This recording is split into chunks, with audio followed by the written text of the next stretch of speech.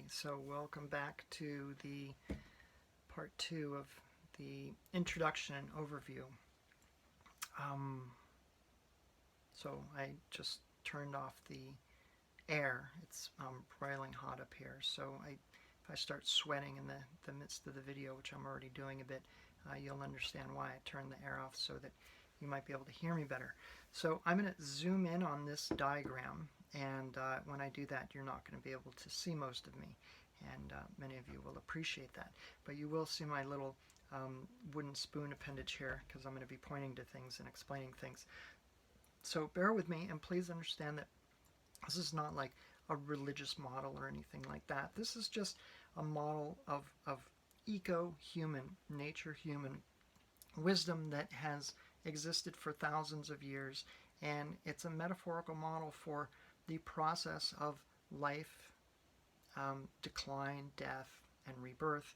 It's also a model for the wholeness of life and for understanding polarities in life and how polarities can unite. And I think that that's incredibly important these days when so much is paralyzed and there's so much black or white thinking, that we need to find out how to join these things and maybe get some insight into what's driving, right? What's driving the craziness that we're experiencing, besides the normal reaction of having all our lives threatened on a daily basis in a brand new way, and being constrained at the same time. So those are just clues for what's ahead.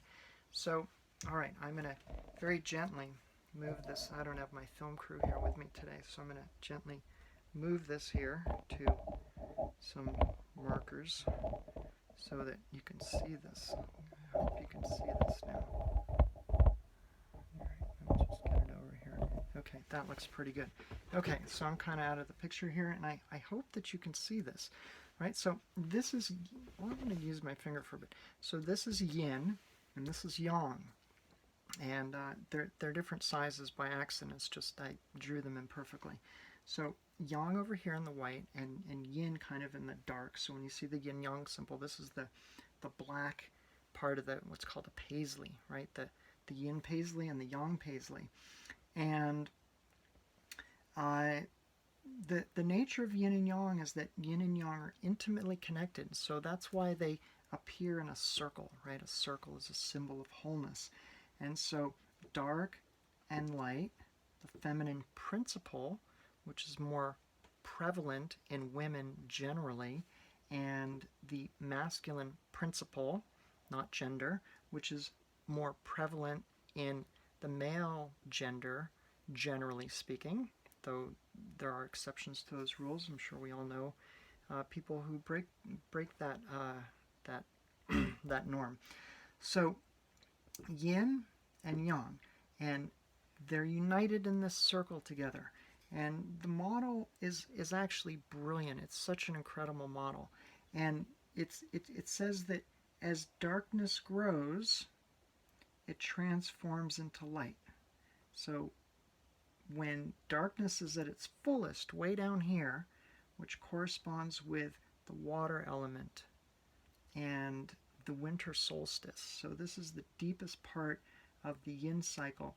When that breaks, and right after the winter solstice, we begin to experience the return of the daylight, and that moves into the yang phase, and then this yang grows. You can see it grows, it grows, it grows, it grows, straight through spring into summer up here. So this is the peak of yang, is in summer, and that's when things are hottest and brightest, as I'm feeling right now. And then after summer, right, we move into decline. You can see that yin begins just as a little bit here, and then it moves into autumn, right? Moves through late summer and into autumn, and this is the autumnal equinox. And then it proceeds from autumn down into the depths of winter. So the fire element, or phase as it's called, is associated with summer and the emotion of joy. The metal element is associated with autumn and the emotion of grief. the element or phase of water is associated with winter and the emotion of fear, and the element or phase of wood is associated with springtime and the emotion of anger.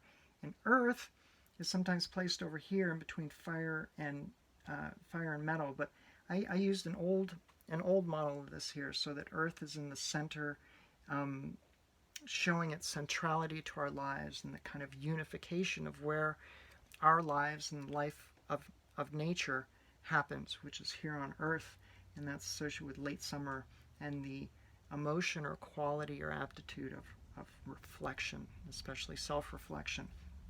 Okay, so these little arrows, right? There's an arrow here, arrow here, arrow here. These mean, that's called the generation cycle. And that means that that fire, right, in the summer season, and the emotion of joy, when that's experienced and promoted in a sustainable way, it leads to a robust autumn, which is over here. Okay, and so then autumn, then when we embrace and nourish what's called the metal element, we generate a robust and healthy water element, which then transforms into spring and then back into summer. So we see this in the natural world here when, for example, if we start in wood, that's the beginning of life. So things sprout, right? So that's life and outwardness. And then that moves into joy,